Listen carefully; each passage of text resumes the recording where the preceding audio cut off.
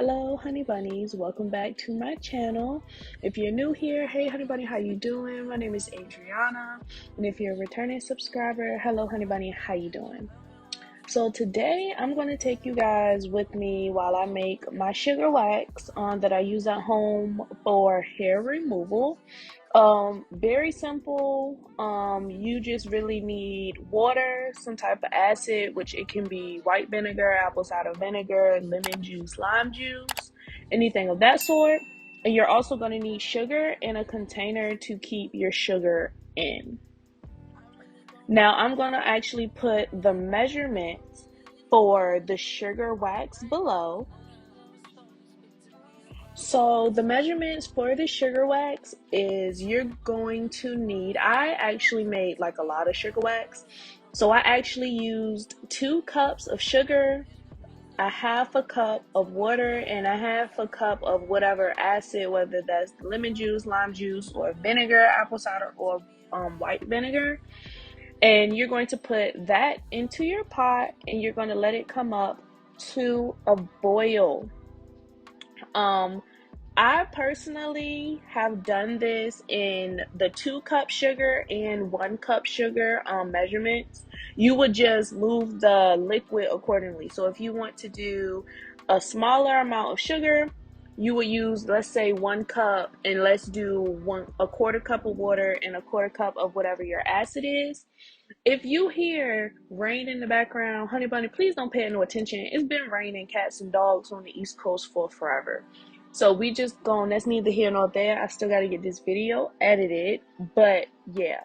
So we're going to put that on the stove and we're going to let that come up to a boil.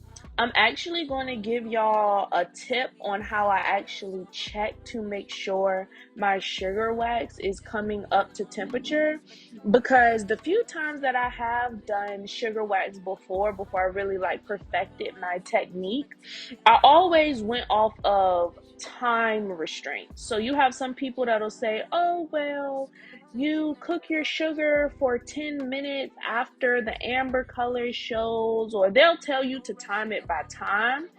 Me personally, I found that method honestly wasn't the best. What I found is that normally I either cooked my wax too long or I undercooked it, which is bad either way. Because if you overcook your wax, it turns into a very hard wax. And if you undercook it, you won't even be able to pull any hair off. So I'll actually give y'all like how I check, because you have to take a few different things into account. Number one, humidity. Temperature wise, if you're just basing it off of a gauge and you're like your gauge on your stove and not necessarily using like a candy thermometer, you really can't know for sure in terms of temperature.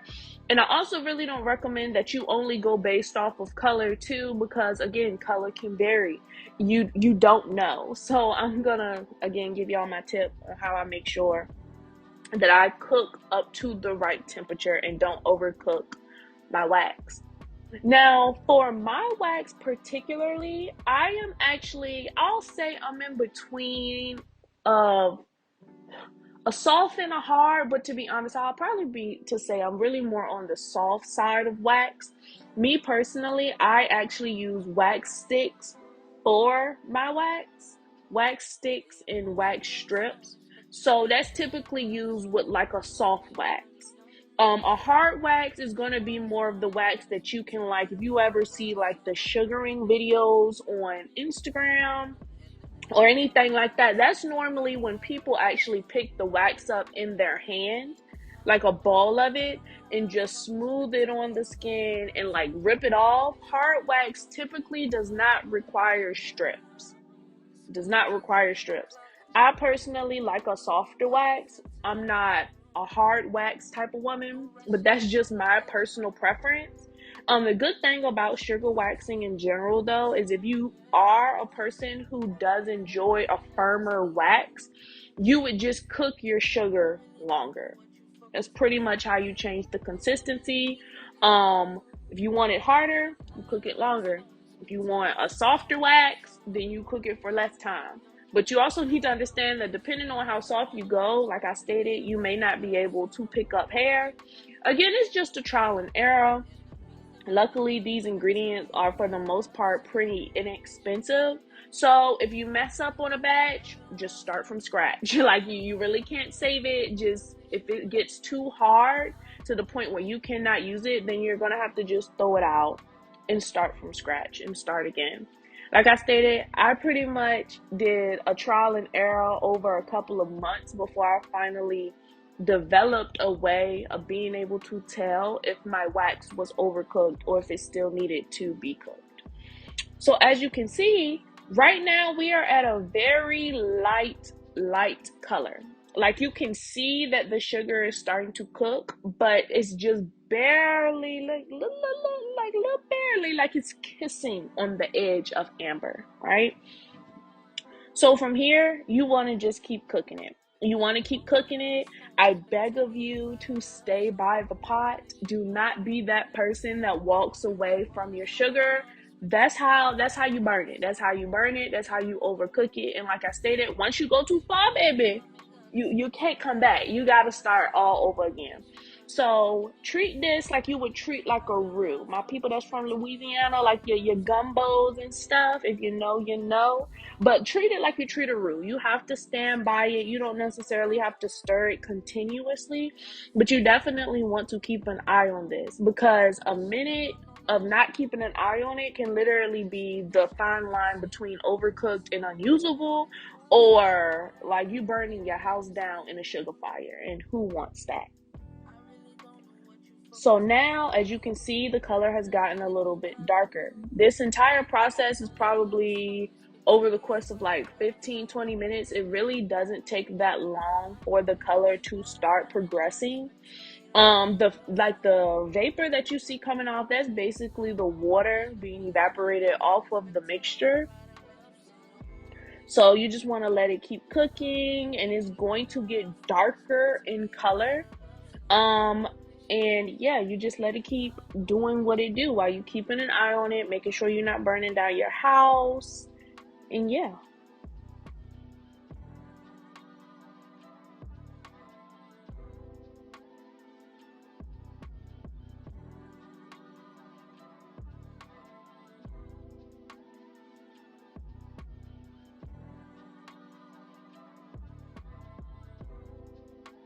So now we're getting to like the amber color where you want to start testing it.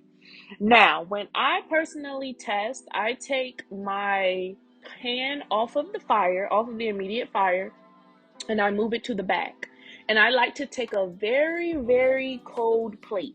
It's a very cold plate. You can put it in the refrigerator, put it in the freezer. Just make sure that your plate is cold, because the goal of this is to really drop the temperature of the wax as close to room temperature, which is the temperature you're going to keep your wax at. You want to get it as quickly to room temperature so you can see the true consistency, right?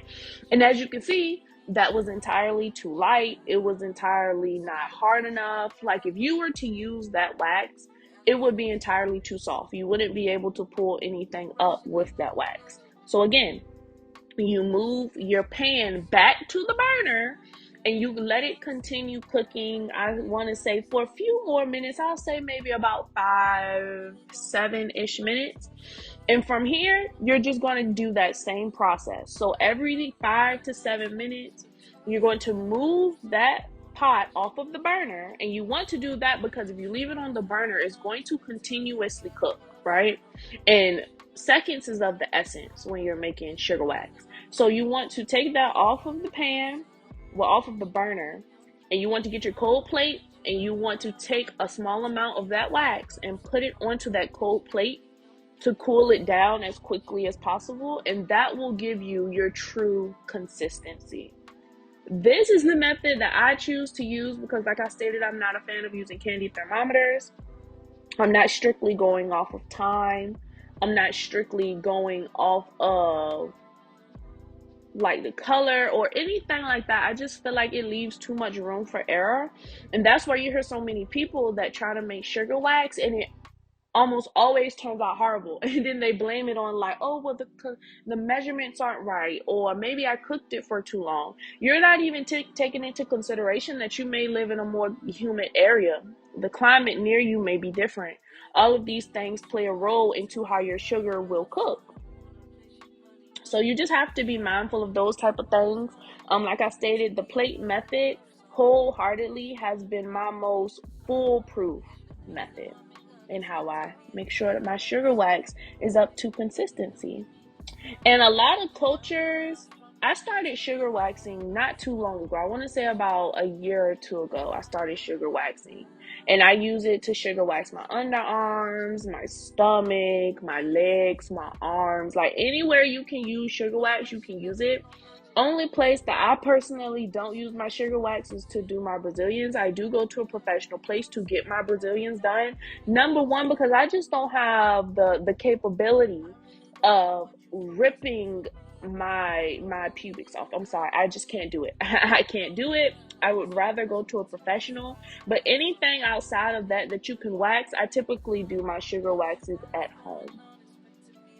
Because like you have to understand, the Caribbean people and the Lebanese people, they've been doing sugar waxes for centuries. So y'all better get with it. And I feel like I stated, it's very economical. Like a bag of sugar is what, $1 and some change. A cup of lemon juice is probably going to be the most expensive thing on your list. That's going to be between $2 to $3, because you don't have to get the organic stuff. And like I stated, you do have options. So even if you wanted to do actual lemons, they run for what, 50 cents per lemon, depending on your area. And then water, you get water out of your faucet. I personally like to use purified water, but you can use the water out of your faucet and just do it like that. So boo boo, you have no excuses, because this summer we outside and we hairless. Okay? Okay.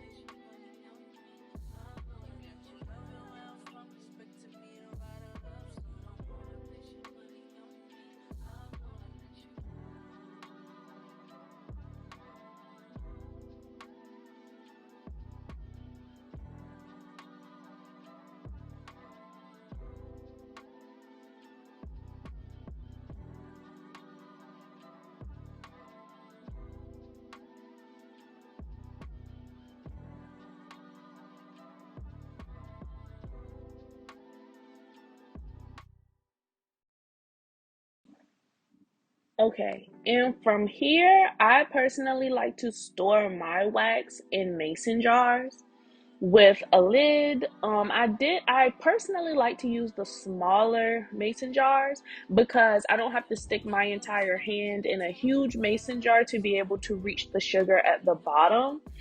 So I personally like these little jars, and I feel like they come in handy. And I think I made about 3 or 4 jars worth of wax out of this recipe, which will last me for a while because you really don't need a lot.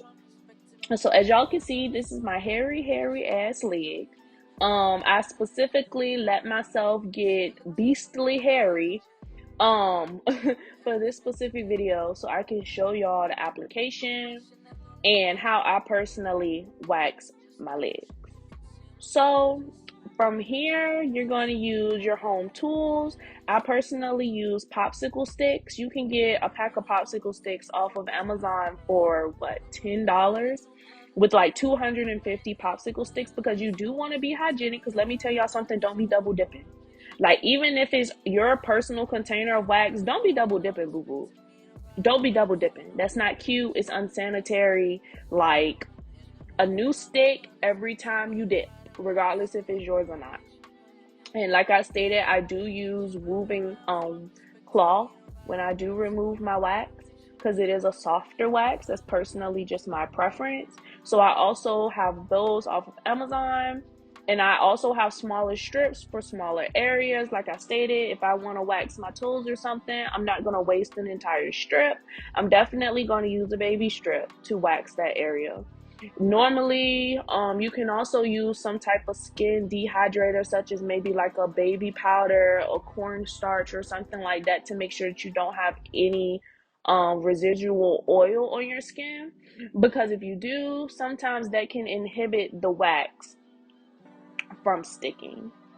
So I'm going to go against my hair growth, against the grain. And as you can see, I'm actually using the edge of my spoon to smooth. You definitely don't want to use the actual whole face of the wax because it can be a little bit difficult to smooth it. And you just want to make sure that that's smooth on the skin. And as you will see too, I do move kind of quick when I do wax my body, because your body heat will also increase the fluidity of the wax itself, because of course heat will make it in a thinner consistency. So I try not to take forever because I know my body heat is also going to increase the how liquidy the wax is. So I like to smooth that in. I hold my skin taut and I pull. And as you can see, it takes off all the hair, boo boo. Like, all of the hair. I'm not sure if y'all can see it, but you can see all my little baby hairs. Like, it literally removes everything. And at this point, I've been waxing my body for months, so it doesn't even hurt at this point. But yeah, as you can see, it pulls off all of the hair. Like, it literally pulls it all out. It's pretty freaking amazing. It really is. And yeah, you just want to repeat that all over your body or wherever you're waxing.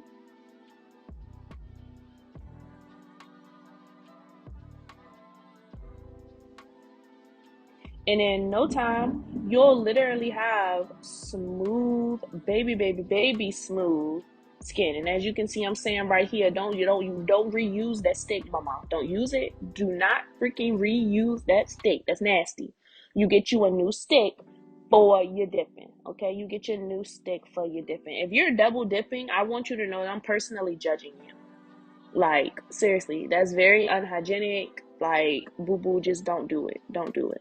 Now, I also want to give a disclaimer that I am not an esthetician. I don't have my license. I'm not your waxing fairy godmother. I'm not none of that. But I will tell you, use to your own discretion, and yeah, just be hygienic. Because if you're not being hygienic, your skin is gonna be fucked. Okay, and I don't want to be held liable for fucked skin. Okay. So just make sure you're smoothing adequately. And that's also another big portion of it too. You have to make sure that you're smoothing because you want the gel, well, the sugar, I should say, to coat the hair. You want it to coat. So that's going to require you to smooth. Okay, say it with me. Smooth.